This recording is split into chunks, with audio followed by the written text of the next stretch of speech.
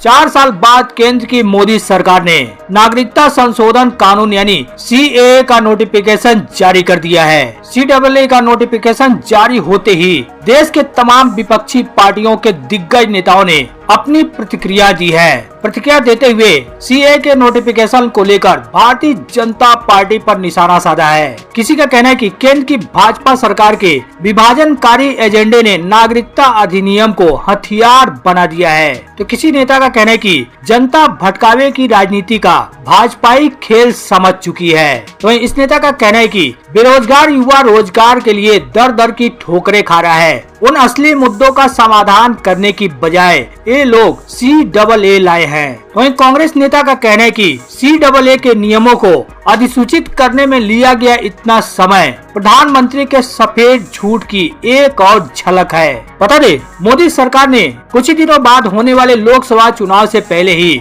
नागरिकता संशोधन कानून यानी CAA का नोटिफिकेशन जारी कर दिया। मोदी सरकार द्वारा अधिसूचना जारी किए जाने के बाद ही दिल्ली, उत्तर समेत कई राज्यों में सुरक्षा भी बढ़ा दी गई। खबरों के मुताबिक इसके तहत अब 3 पड़ोसी देशों के अल्पसंख्यकों को भारत की नागरिकता मिल सकेगी। लेकिन लोकसभा चुनाव से कुछ दिन पहले ही CAA का नोटिफिकेशन जारी करने को लेकर विपक्षी दलों ने सरकार को घेरना शुरू कर दिया है। उनका कहना है कि सरकार ने चुनाव से पहले CAA का नोटिफिकेशन जानबूझकर लागू किया है। CAA के नोटिफिकेशन जारी होने को लेकर पश्चिम बंगाल की मुख्यमंत्री ने भी भारतीय जनता पार्टी पर निशाना साधा है। उन्होंने कहा कि यह चुनाव के लिए बीजेपी का प्रचार है, यह और कुछ नहीं है। ममता बनर्जी ने बीजेपी पर निशाना साधते हुए कहा कि CAA बीजेपी का छल है, इससे किसी को डरने की जरूरत नहीं है। ममता बनर्जी का कहना है कि हम बंगाल में CAA लागू नहीं होने देंगे। ममता बनर्जी का कहना है कि अगर CAA दिखाकर NRC लाकर यहाँ के लोगों की नागरिकता खत्म की जाएगी तो हम विरोध करेंगे। मैं NRC को स्वीकार नहीं कर सकती। ममता बनर्जी ने कहा कि जब चुनाव आता है तो कुछ न कुछ देने की कोशिश करते हैं। CAA 2020 में पारित किया गया था, इसमें 4 साल क्यों लगे? आज चुनाव से पहले इसकी घोषणा क्यों की जा रही है? क्या ये कोई राजनीतिक योजना है? अगर कोई भेदभाव हो तो उसे स्वीकार न करें। वहीं CAA की नोटिफिकेशन जारी होने को लेकर उत्तर प्रदेश के पूर्व मुख्यमंत्री अखिलेश यादव की भी प्रतिक्रिया सामने आई है। उन्होंने प्रतिक्रिया देते हुए X पर लिखा है कि जब देश के नागरिक रोजी रोटी के लिए बाहर जाने पर मजबूर हैं, तो दूसरों के लिए नागरिकता कानून लाने से क्या होगा? जनता भटकावे की राजनीति का भाजपाई खेल समझ चुकी है। भाजपा सरकार ये बताए कि उनके 10 सालों के राज में लाखों नागरिक देश की नागरिकता छोड़कर क्यों चले गए। चाहे कुछ हो जाए, कल इलेक्टोरल बॉन्ड का हिसाब तो देना ही पड़ेगा और फिर केयर फंड का भी। वहीं CAA के नोटिफिकेशन जारी होने को लेकर कांग्रेस की तरफ से भी भारतीय जनता पार्टी पर निशाना साधा गया है। कांग्रेस नेता जयराम रमेश का कहना है कि यह इलेक्टोरल बॉन्ड घोटाले पर सुप्रीम कोर्ट की कड़ी फटकार और सख्ती के बाद हेडलाइन को मैनेज करने का प्रयास भी प्रतीत होता है। उन्होंने अपने आधिकारिक सोशल मीडिया X पर लिखा कि दिसंबर 2019 में संसद द्वारा पारित नागरिकता संशोधन अधिनियम के नियमों को अधिसूचित करने में मोदी सरकार को 4 साल और 3 महीने लग गए। प्रधानमंत्री दावा करते हैं कि उनकी सरकार बिल्कुल प्रोफेशनल ढंग से और समयबद्ध तरीके से काम करती है। CAA के नियमों को अधिसूचित करने में लिया गया इतना समय प्रधानमंत्री के सफेद झूठ की एक और झलक है। जयराम रमेश ने आगे लिखा कि नियमों की अधिसूचना के लिए 9 बार एक्सटेंशन मांगने के बाद घोषणा करने के लिए जानबूझकर लोकसभा चुनाव से ठीक पहले का समय चुना गया है। ऐसा स्पष्ट रूप से चुनाव को ध्रुवीकृत करने के लिए किया गया है, विशेष रूप से असम और बंगाल में। यह इलेक्टोरल बॉन्ड घोटाले पर सुप्रीम कोर्ट की कड़ी फटकार और सख्ती के बाद हेडलाइन को मैनेज करने का प्रयास भी प्रतीत होता है। CAA का नोटिफिकेशन जारी होने के बाद लगातार देश के विपक्षी पार्टियों के बड़े नेताओं के लगातार प्रतिक्रियाएं सामने आ रही हैं। अब आम आदमी पार्टी के मुखिया एवं दिल्ली के मुख्यमंत्री अरविंद केजरीवाल ने भी CAA के नोटिफिकेशन जारी होने को लेकर अपनी प्रतिक्रिया दी है।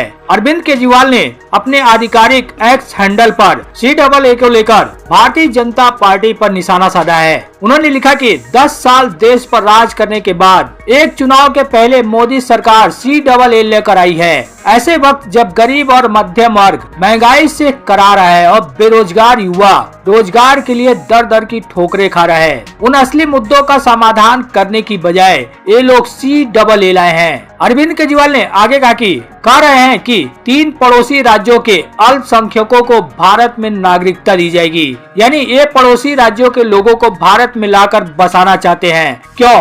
अपना वोट बैंक बनाने के लिए। जब हमारे युवाओं के पास रोजगार नहीं है तो पड़ोसी राज्यों से आने वाले लोगों को रोजगार कौन देगा? उनके लिए घर कौन बनाएगा? क्या बीजेपी उनको रोजगार देगी? क्या बीजेपी उनके लिए घर बनाएगी? पिछले 10 सालों में 11 लाख से ज्यादा व्यापारी और उद्योगपति इनकी नीतियों और अत्याचारों से तंग आकर देश छोड़कर चले गए। उन्हें वापस लाने की बजाय एक पड़ोसी देश के गरीबों को लाकर भारत में बसाना चाहते हैं। क्यों? सिर्फ अपना वोट बैंक बनाने के लिए।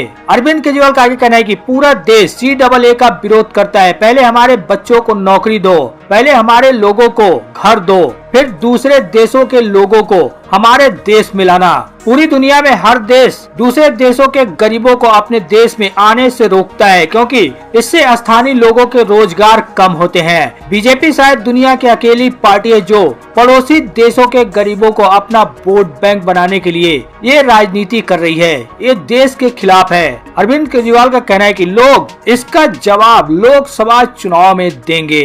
हालांकि वहीं CAA की नोटिफिकेशन जारी होने से पहले कांग्रेस के पूर्व अध्यक्ष राहुल गांधी का भी बड़ा बयान सामने आया।